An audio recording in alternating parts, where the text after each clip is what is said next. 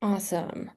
All right. Well, thank you everyone for taking the afternoon, the morning to join us today. We've got really exciting stuff to show you. We are going to be going through a demo of Revenue Cloud's agents. And so you'll see several agents in our demo today. We'll also be covering revenue recognition and how that all marries into the quote to cash process.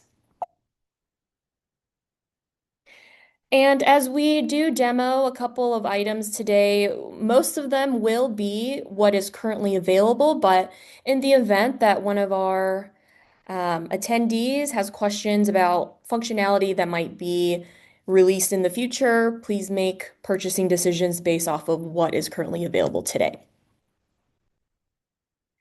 So this is your team that you'll be seeing and hearing from today. We are a awesome group based in Chicago, Ohio. We're part of the Quote to Cash team here. I'm Shannon Spear. I'm an account executive on the Revenue Cloud Revenue Management team, supporting our GRB growth business, small business, mid-commercial customers. And I am joined by Rob Negoshian, who is my manager. Yeah, thanks, Shannon, and thanks everyone for joining today. I'm Rob Negoshian. I oversee the Revenue Cloud Specialist team for our commercial and SMB business. I joined Salesforce a little over 10 years ago by way of the SteelBrick Configure Price Quote acquisition that later became Salesforce CPQ and the predecessor to the new Agentforce Revenue Management, aka Revenue Cloud. Look forward to going through some of that content with you all today. Awesome. And Shantanu, if you wanted to say hi. Yeah. Hey everyone, my name's Shantanu. I lead the Revenue Cloud practice here at Stack. So Shannon mentioned we're based out of Ohio. I personally have been in the Salesforce space since 2014, mostly in the revenue and commerce space, and spent some time at Salesforce working with CPQ at that time. So excited to show you guys today and fire away any questions that you guys have. Perfect. I can go next, Shannon. But hi, everyone. Great to meet you. I'm Nicole. I'm a senior solutions engineer at RightRev. RightRev is Salesforce's partner of choice for revenue recognition. So as we go into the demonstration, I'll be the one taking you through that rev rec process and really looking forward to showing you all the platform and taking any questions that come up later on. Great to meet you. Awesome. Thank you, team. So we will cover just a couple slides. Rob's going to be leading us to set the stage and the context for Revenue Cloud. Yeah, and just to kind of set the stage a little bit, quote to cash, it's a team sport. We have attendees joining this call from a number of different roles between sales, finance, marketing, IT, and operations. Wanted to kind of set a baseline though for the content that we're going to go through by talking about some of the priorities that some of these individuals have. And while quote to cash is a team sport, everybody has unique priorities. I'm a salesperson, sales leader. I want to close as many deals as quickly as possible so I can get paid on those deals. My marketing team, they're motivated to ensure that there's a consistent customer experience across all sales reps and all sales channels. Now, finance, they need to ensure that what's being quoted and sold can actually be fulfilled and delivered and recognize revenue. And IT and operations, they're kind of in the middle of all of this because all of their internal customers from sales, marketing, and finance want to ensure that they have speed and agility to bring new innovation to the market quickly. Support needs to know everything that's been sold and delivered, and services similarly needs to understand that information so that they can kick off projects. There's also a product leader who's coming out with new solutions, new pricing and packaging, and wants to rapidly deploy those for their salespeople to sell on. And there's so many people involved that we didn't even have room to include legal.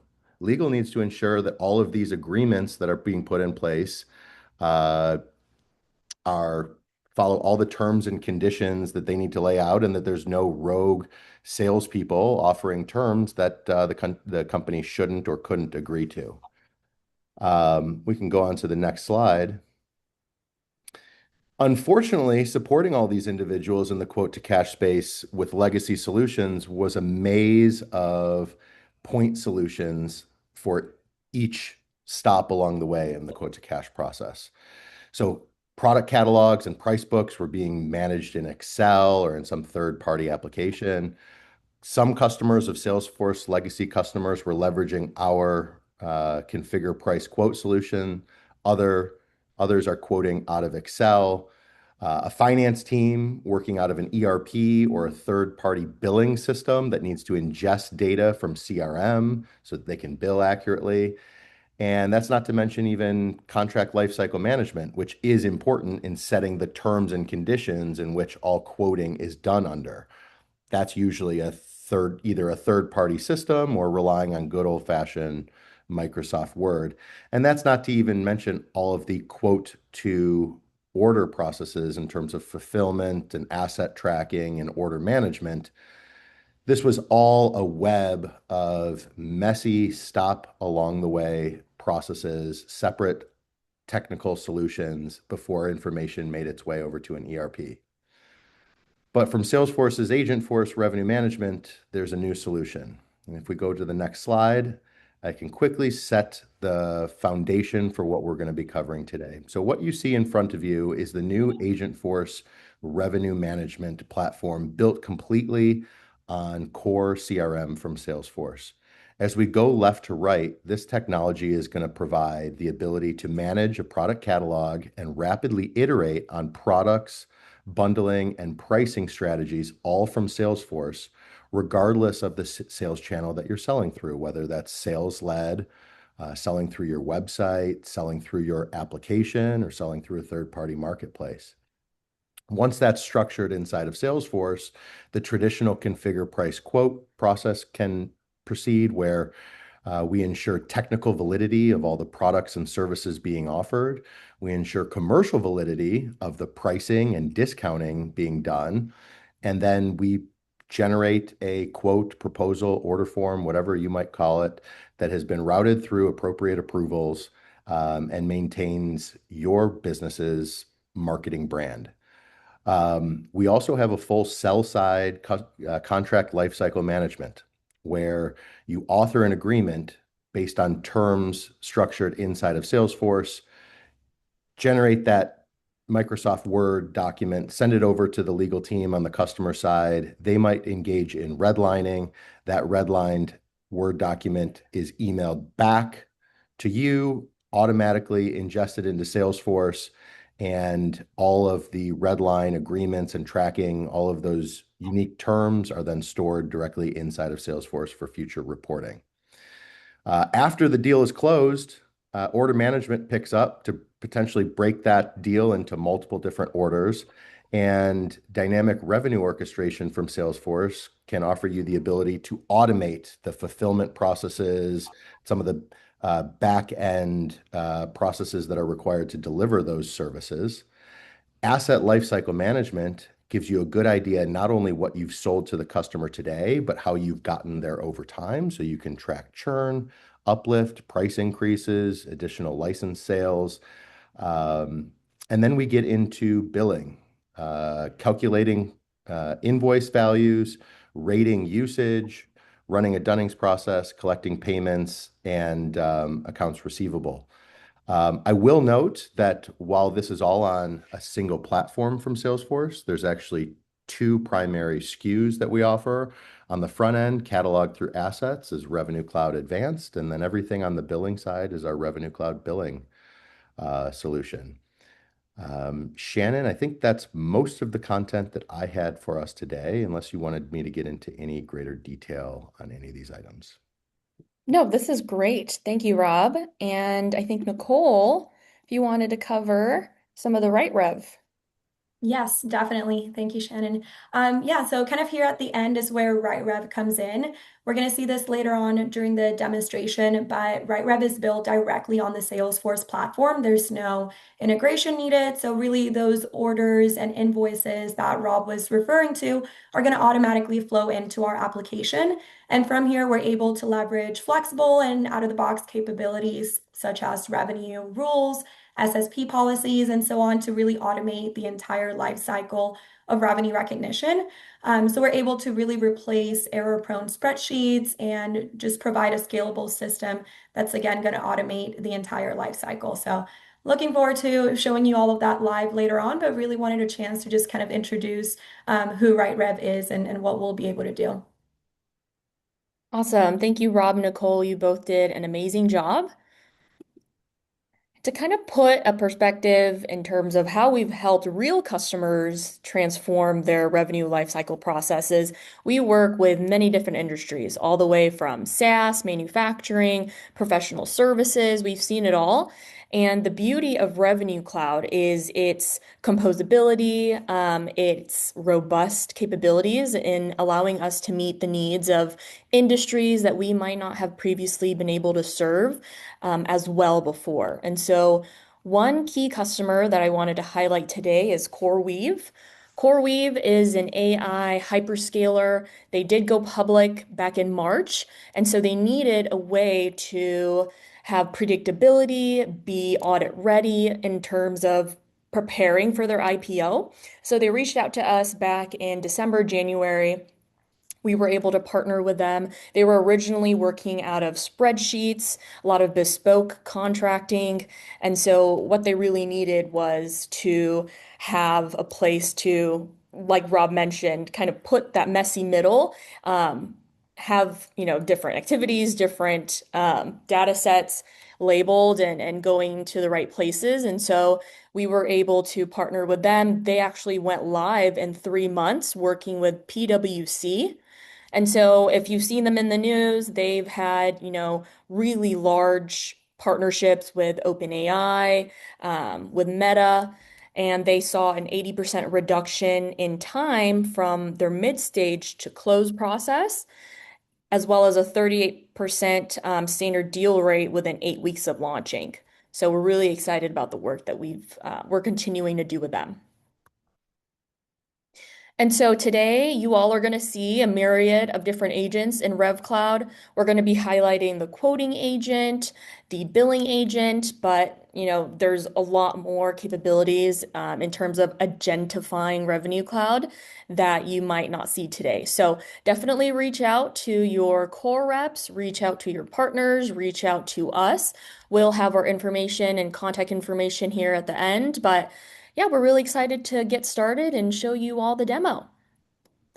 And again, please feel free to leverage our Q&A, our chat function. We are going to be going through the demo all throughout. We won't be stopping for questions, but we do have dedicated time at the end of the demo to answer all the questions. So if you just want to go ahead and put your questions in to document the question as Shantanu goes through the demo, please feel free.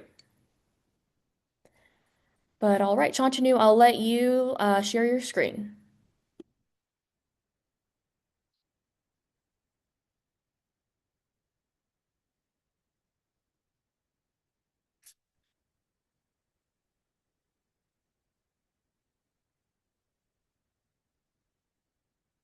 One second.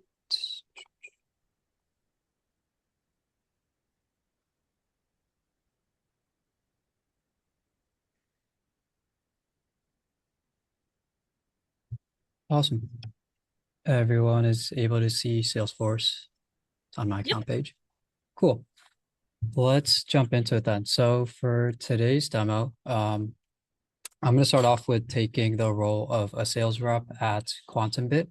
So QuantumBit is a technology company that specializes in selling integration software to connect apps, data, and services. So think of subscriptions for database management, API hosting, as well as more recently AI models. So as you guys can imagine, a lot of times we're selling on terms that could be monthly terms, annual terms, as well as consumption and usage-based models. So as a rep working with my account here, Apex Media, the first thing I'm going to do is pull up my revenue quote management agent. And let's go ahead and give a prompt to create a new quote for my Apex Media account with the QuantumBit complete solution. And we're going to backdate the start date here to November 1st, just so we can go through the entire life cycle, starting with this initial quote, tracking usage, as well as any amendments that need to take place. We all know that, deals don't stop at the initial sale. So we want to make sure that we can capture and show you guys the entire life cycle here. So for me as a rep, working with Apex, working with my customers, takes me a lot of time to manually have to go create the quote, find the relevant products, make sure my quote is valid with the different rules and different adjustments that we need to make, as well as have to click into each line to have to discount or make any adjustments. So what we've done with the agent here is allowed a conversational way that I can just type up all my requirements, all my requests, and the agent will go ahead and generate that quote. So we can see here that we've got a new quote generated now for Apex Media. We've got all of the line items that I asked about, which is the quantum bit complete solution, and as well as some of the additional add-ons that come included with my bundle. So the agent looks into the catalog, it looks into any rules, adjustments that we've already set up, and it makes sure to abide by those constraints and restrictions. So we've got our complete solution here, as well as API management, and a quantity of 100 API requests. We do have an additional rule that whenever there are more than 50 API requests requested by the customer, to also add the AI model for consumption and usage. So now that I've got this quote, I've got all the right products that I want on it. I'm going to go ahead and ask the agent to also apply some discounting, just because Apex is a good customer of mine and we want to give them a slightly better deal here. So I'll go into the agent and ask it to provide a 10% discount to all quote line items. These are just some examples of the way that I can interact with the agents. Some other ways are, if Apex reaches out and asks, hey, we need some database hosting solutions or database management solutions, I can go into the agent and ask for recommendations. Say, hey, Apex is looking for database management. Can you please recommend some products that, include that sort of a feature or that sort of a product? So with that, now we've got our quote updated with a 10% discount applied.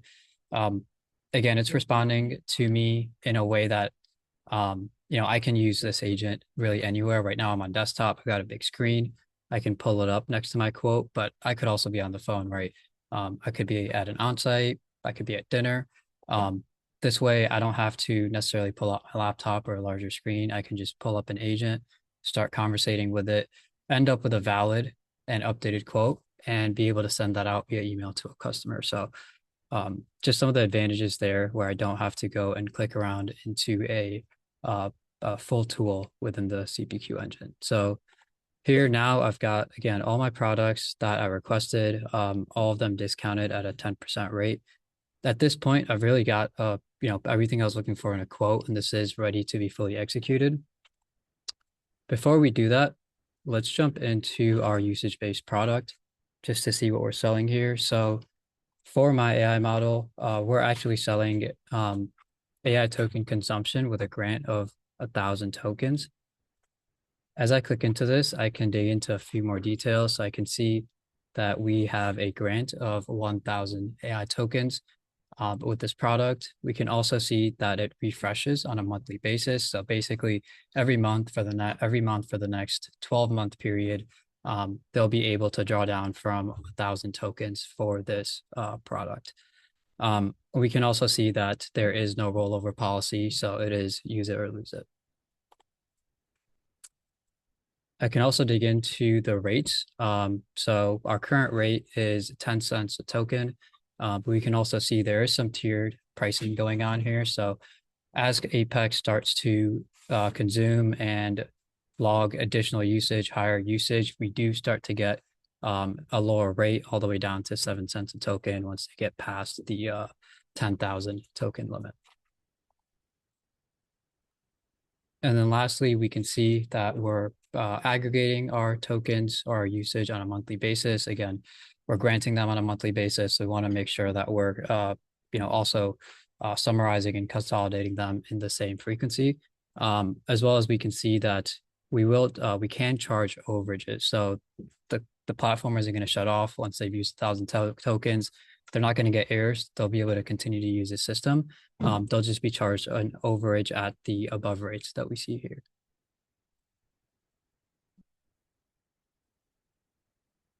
Cool. So now that I've got a fully built quote that I'm ready to send to the customer, I can go ahead and simply create a PDF.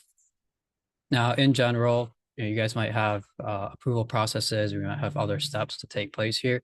I'm going to go ahead and skip through that and just say that this is an approved quote. However, as a rep, I could use the agent to understand, does this quote need an approval? What sort of approvals does this quote need to go through? Just to make sure that I'm communicating with my customer at Apex Media correctly and letting them know on the timeline of the delivery for this quote.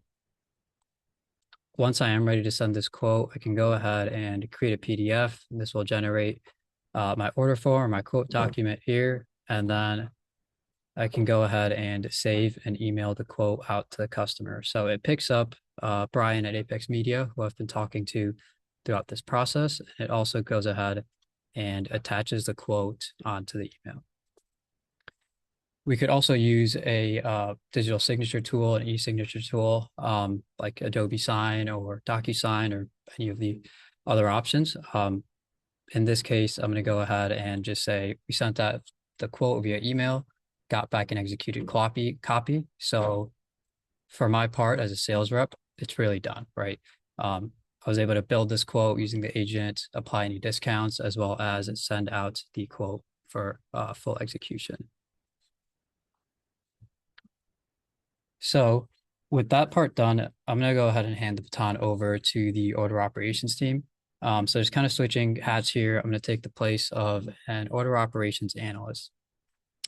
Now, since I'm working off the same platform as my sales team, I can quickly jump in and see the same exact order or the sale that was just sold to Apex Media. So again, this isn't really just a copy of the sales document or of the sales items that was sent to the customer. It's really kind of a workflow or a journey for me to follow to make sure that we can take this quote all the way from a sale to the promise of delivery. So over on the left-hand side here, we can see all of the commercial items that were sold on this quote. So we can see our complete solution bundle, the 2 API management SKUs, as well as the AI model. We can also jump in and dig into understand where and what these individual products break down into, the specific assets or entitlements that will eventually be delivered to the customer. So for example, for our AI model, we've got initially a provisioning and activation service to make sure they've got access to the platform, as well as making sure that the specific tokens that we're granting are being activated. Outside of that, we've got some fulfillment steps for the finance team, and as well as billing to make sure that we are billing the usages, any overages, anything like that on a recurring basis. So with that, I can also use Revenue Cloud's orchestration management plan to jump into the specific plan that the platform built for me. As I jump into here, you guys can see that really every step, every one of those assets and entitlements are visible here and also memorialized directly on this page. So just to kind of walk through this step by step, our first step in delivering a product like this is to make sure that we're staging a new tenant and receiving and communicating those keys over to the customer. And then we move on to our provisioning and licensing. As well as, since we do have a token-based product on our order here, we can also see that we've got a step to make sure we go ahead and activate the tokens for that specific product. Apart from that, we're also tracking, making sure we're initializing and posting those invoices, as well as making sure that we are billing for those tokens on a monthly basis. Now, a lot of these tasks can be built in many different ways. We've got some automated tasks here, some milestones, as well as some manual tasks. And we can also add callouts to external systems. So we can integrate with our platform or any other kind of license management or provisioning management tools to make sure that Salesforce is automatically calling on those platforms to go ahead and automatically provision the licenses.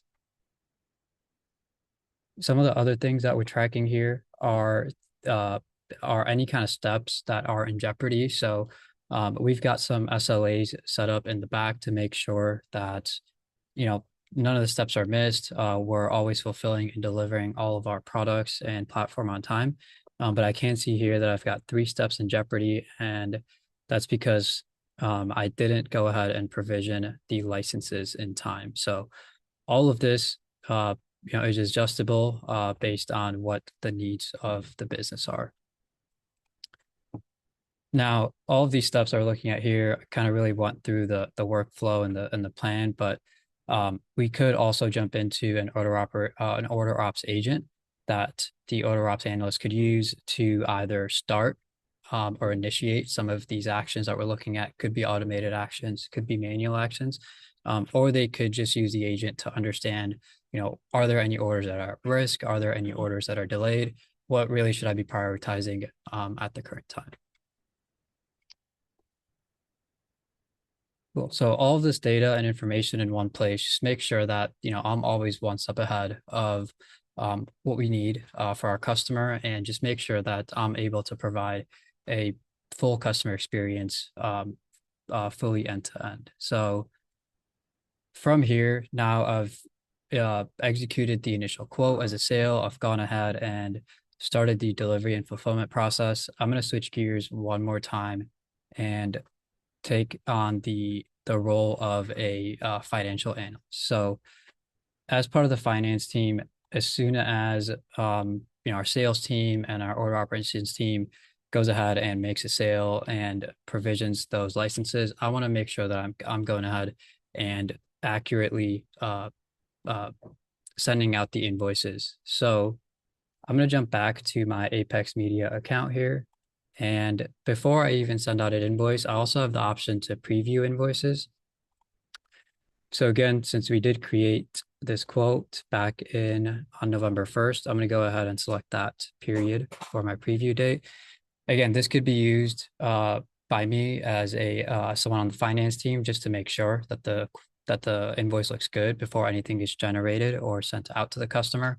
I could use this as a rep if the customer is reaching out and going, "Hey, Shantanu, can you send me what's the next few billing schedules look like for us, just to get an estimate of, what these invoices and what we should be prepared for." So we're able to generate all of the header information, the line items, the overall summary, and then we also have the option to generate the PDF that we can then take and send out to the customer. Cool. So now that I have gone through, fulfilled the order, previewed the invoice, I can also go ahead and manually generate the invoice. I can set this up again, kind of backdating here, back to November 1st. And I can also choose to create this invoice in a draft or posted status. So we can create all of them in draft just to make sure that the invoicing team, the finance team gets a chance to go and review those. Or we could have different rules set up to say, any invoices under a certain amount, under 20,000, automatically get posted. All the others are created in a draft status. Now, since I'm going through this kind of step by step and prescriptively, I went ahead and manually created the invoice. Within my environment here, I also have invoice batching running, which means every night the system goes in, looks at the billing schedules for that current period or term, and automatically generates the invoices for all the customers that it pertains to. So as someone on the finance team, when I log on the next day, I don't have to worry about going and generating each and every invoice. I'm just looking at a report or a dashboard or working with an agent to understand, what are all the invoices that were generated and what do I need to review. Cool. So that really concludes the process for the initial sale here for me today. I'm going to go ahead and switch gears one more time. And what we're going to do is skip ahead to the end of November. So we sold all these licenses and products to Apex Media at the start of November. Let's jump through to the end of November. Apex Media has been using the platform. They've been logging usage and consumption. So I'm going to jump into the AI model asset for Apex Media, and I can see that we've got a wallet here for this specific asset that's tracking the token consumption for the customer. So this gives me just a quick visual into how many tokens are remaining, what that consumption overall looks like. I can furthermore use the agent to dive into some of the details. But here we can see that, over the course of November, Apex Media did consume all of their 1,000 tokens. So it looks good and everything looks to be set. But just earlier today, Brian from Apex did reach out and ask me why he's seeing another invoice. So he said, I understand the AI model was $25 a month. We received that invoice at the beginning of November. We paid that invoice.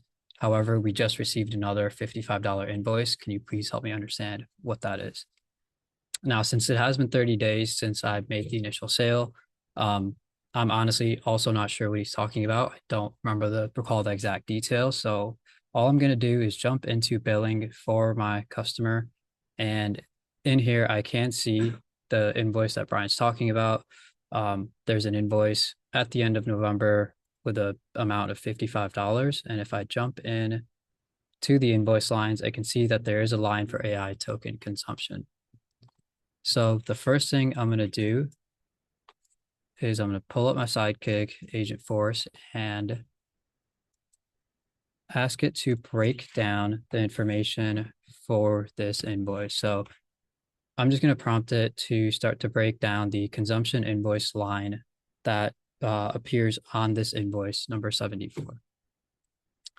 What the agent is going to do is it's going to look across all of the usage that's been tracked, all of the billing schedules that pertain to this invoice, and start to kind of gather all that data and present me all the information as to where this specific invoice line is coming from.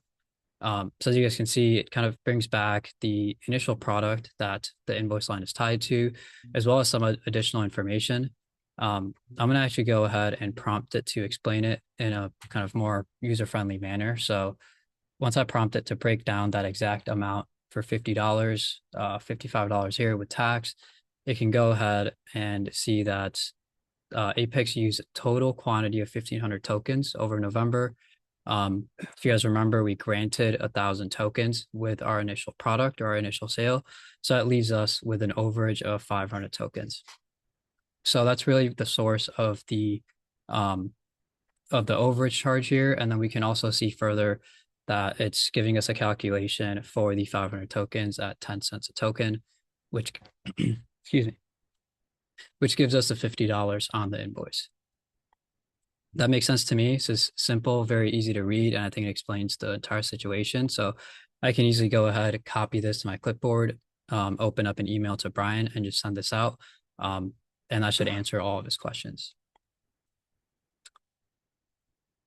So with that, once I do kind of get that full response back to Brian, he says, okay, that makes sense. I do remember, going through the document, it listed the overage, it listed the rates, all of that checks out. But he said, I really don't want to go ahead and be paying overage charges every single month. Like we're probably going to be using the platform the same way we used it for the first month.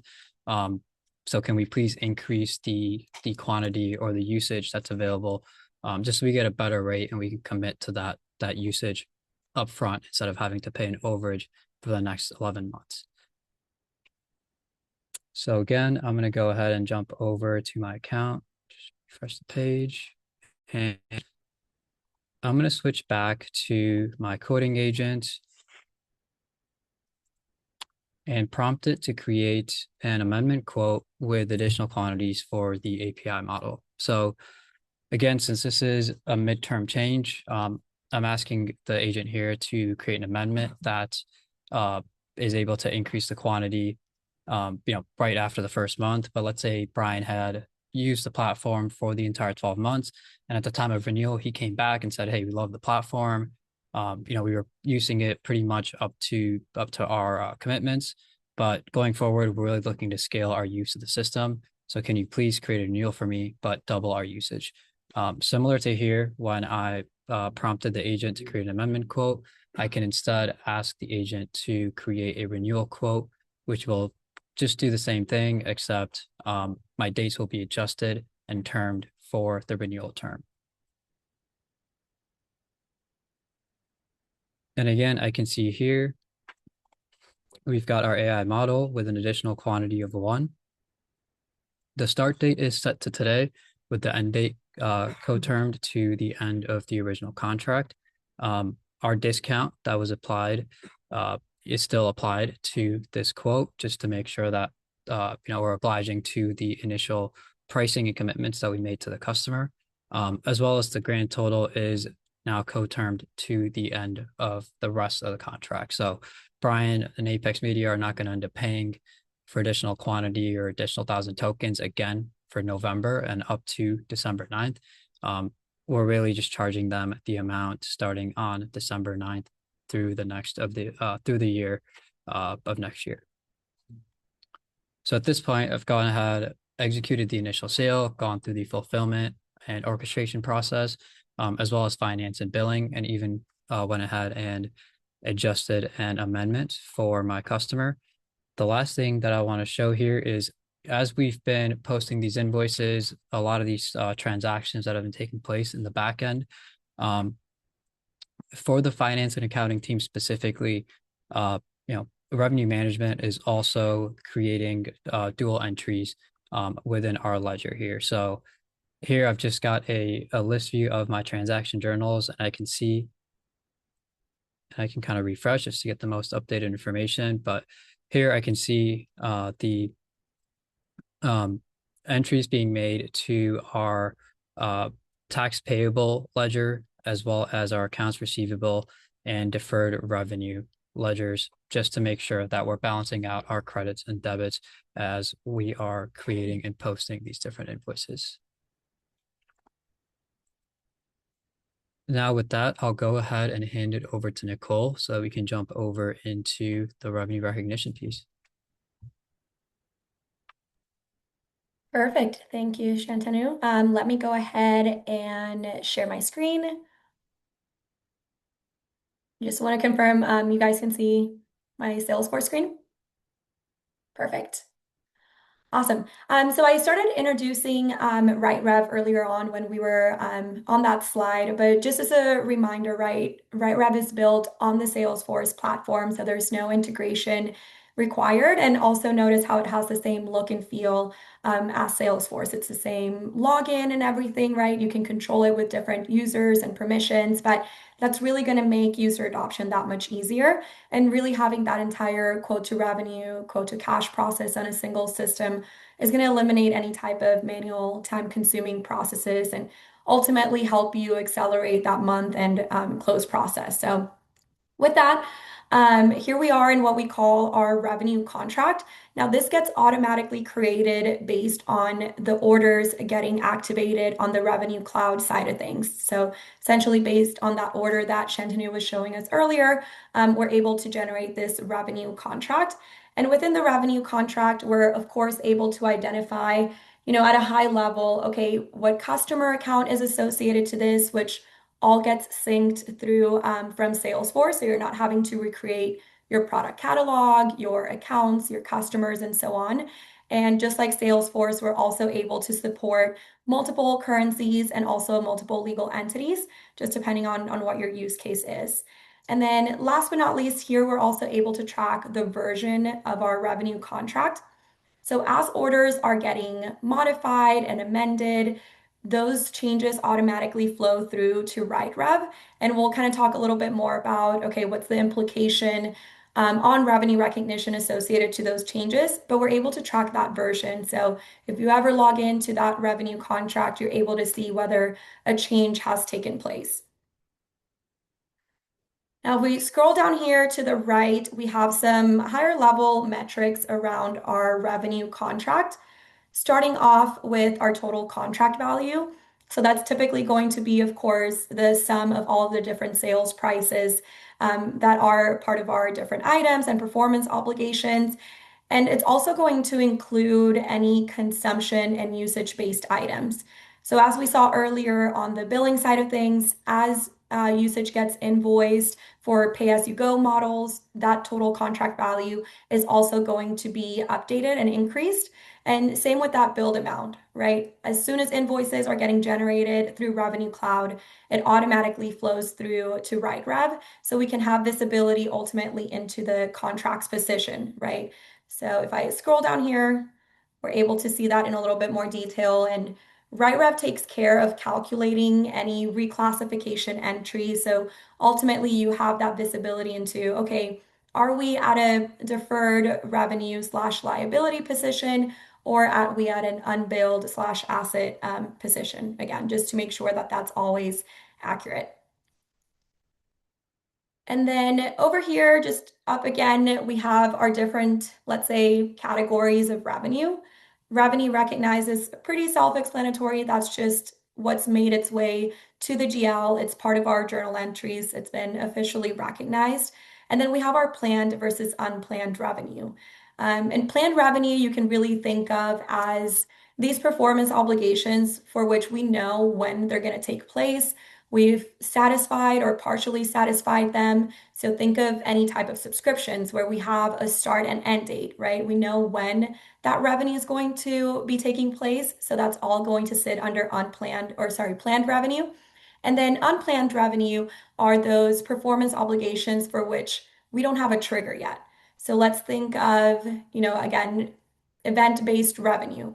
Again, we're waiting for an event to take place. Once that happens, we're able to move that revenue from unplanned to planned revenue. And then last but not least, here within our revenue contract metrics, we have a detail of our SSP calculations and how much has been carved in and out for the total contract. And we'll see in a minute how we can view that more of at a performance obligation level.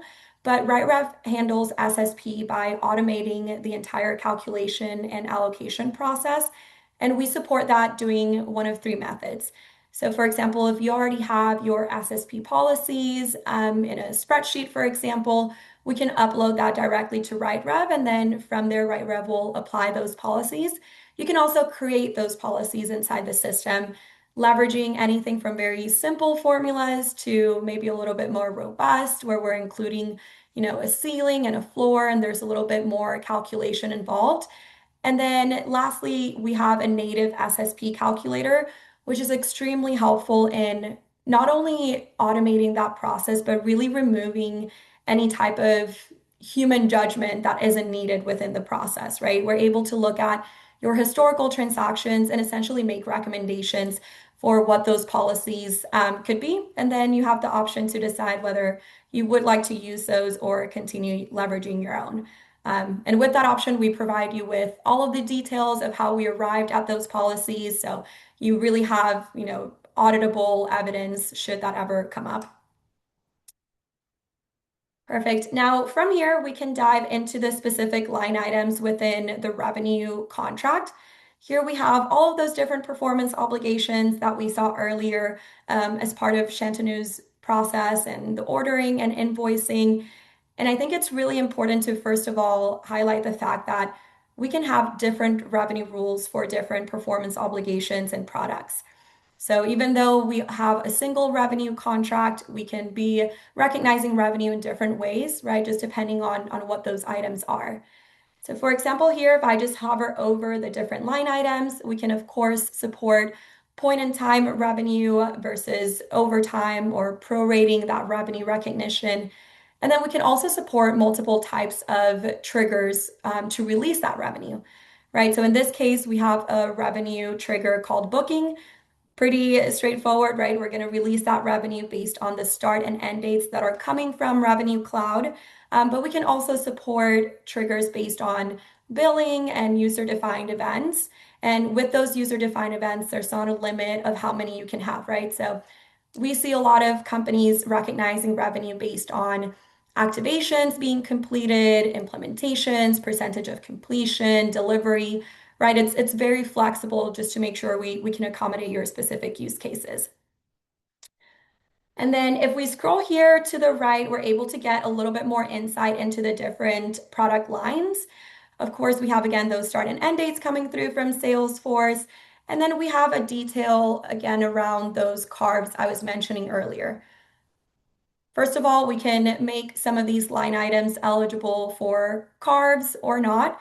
Once they're eligible, we go through that process of automatically determining, okay, what's that ultimate net revenue going to be that we're going to be recognizing for each of these.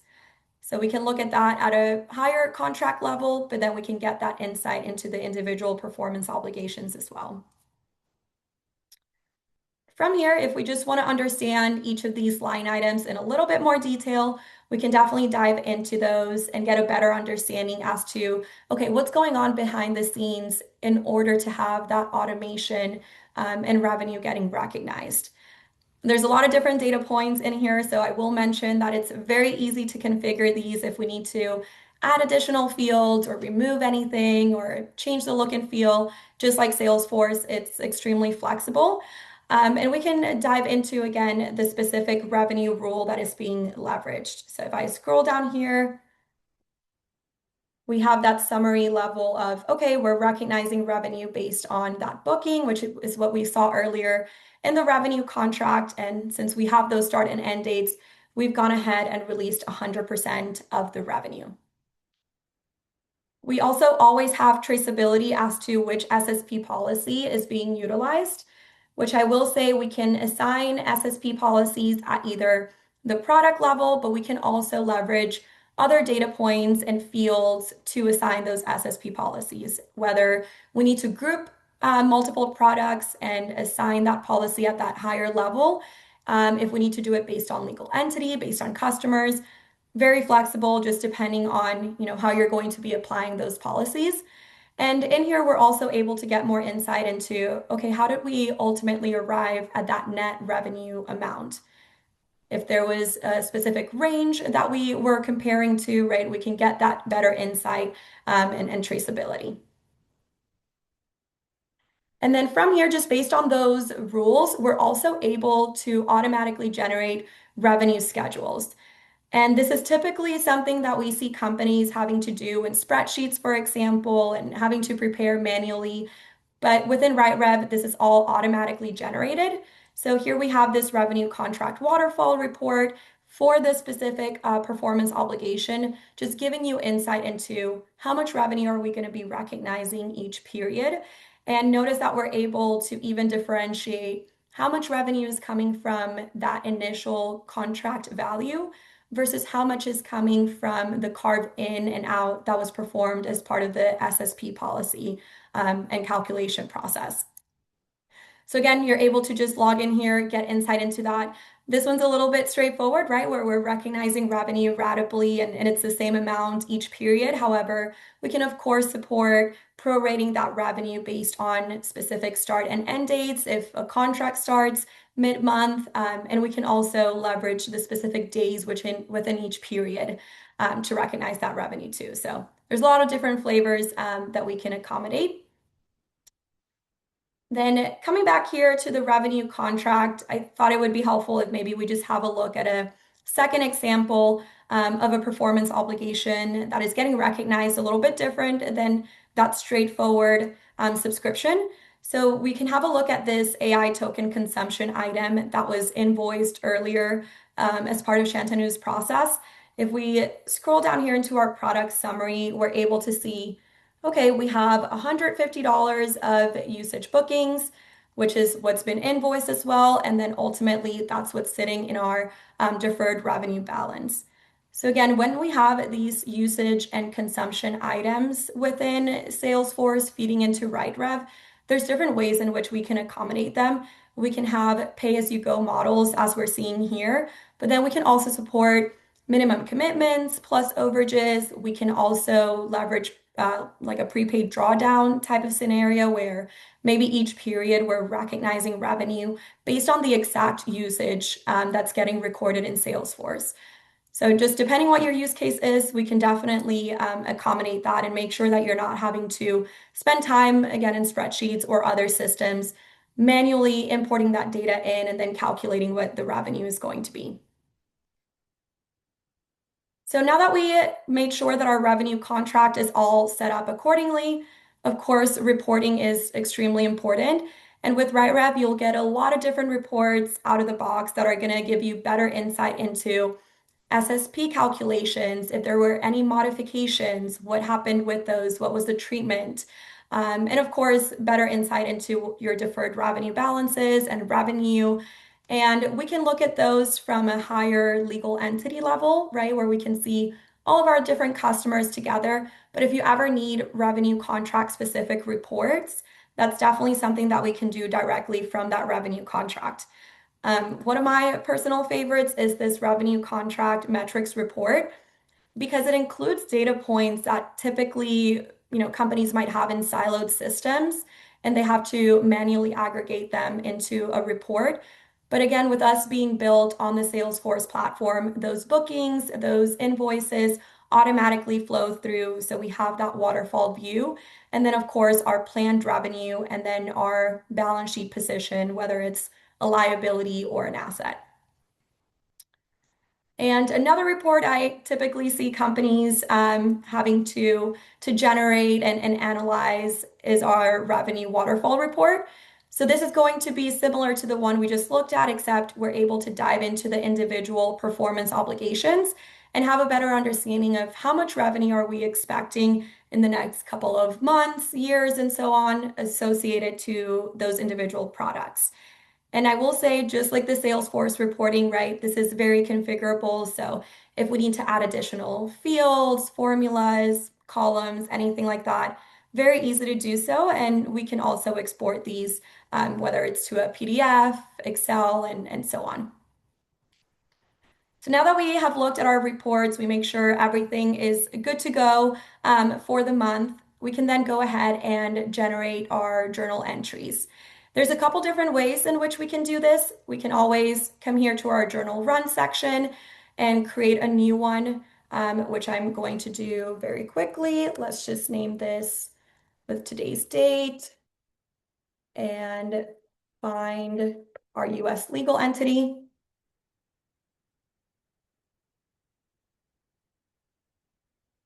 And while that's running, right, in the background, RightRev is going through all of the different revenue contracts, identifying which ones should be part of the current period, performing all of those calculations. And I mentioned earlier, there's two main ways to do this.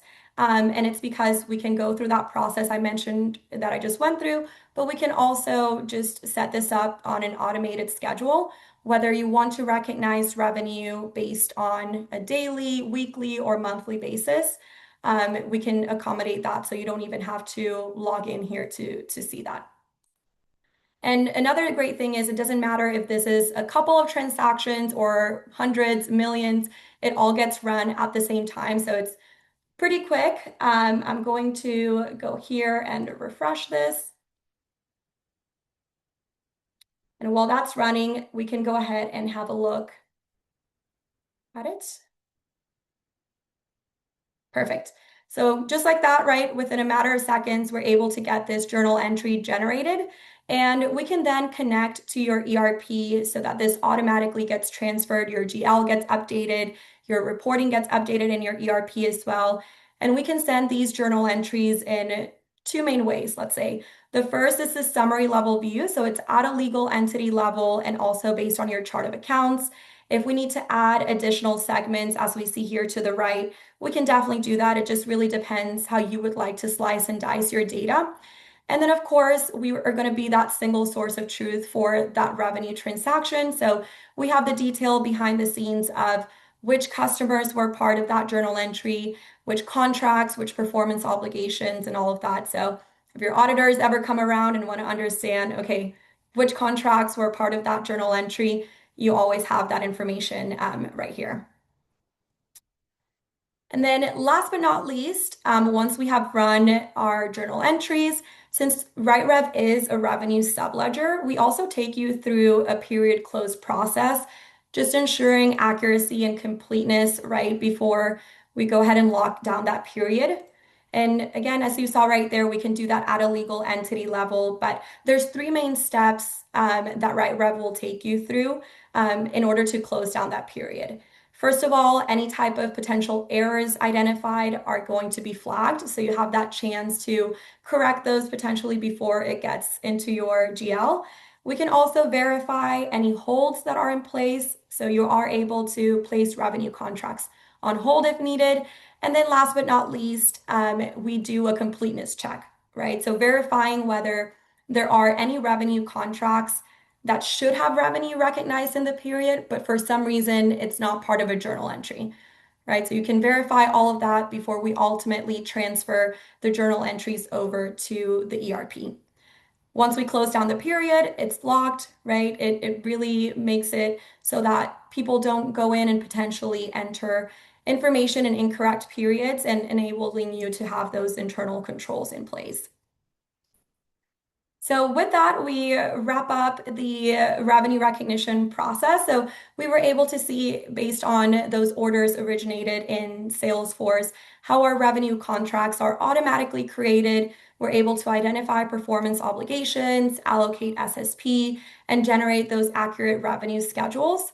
We then looked at some reporting that shows recognized and deferred revenue in real time. So users always can log in and know exactly where their contracts and just overall revenue recognition stands. And then we saw that process of automatically generating all the required revenue and deferred revenue journal entries based on those schedules we had looked at. So no spreadsheets, no manual intervention, and all of that, right? So we really aim to just automate that entire process and just make it a lot easier to close down the books and have those audit ready financials. Perfect. That was all I was going to cover, Shannon, from the